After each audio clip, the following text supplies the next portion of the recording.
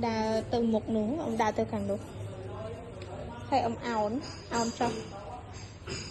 về áo chứng chư ấy ở ông về ông áo về sao mẹ ăn nó សម្រាប់ពុកម៉ែបងប្អូនដែលមានបញ្ហាគៀបសរសៃចង្កេះលៀនទឹកណប់ពីឆ្អឹងកងឈឺចុករយបុកទៅជើងស្ពឹកដៃស្ពឹកជើងក្តៅក្រហាយបាតជើងគឺអាចមកព្យាបាលនៅកន្លែងលោកគ្រូពិសិដ្ឋដាច់សរសៃបាន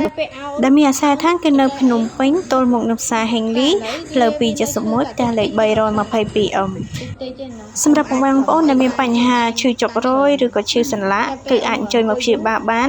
ទីតាំងគឺនៅភ្នំពេញទល់មុខនឹងផ្សារហេងលីផ្លូវ271ផ្ទះលេខ322 ចាសសូមអរគុណនិងសូមគោរពលា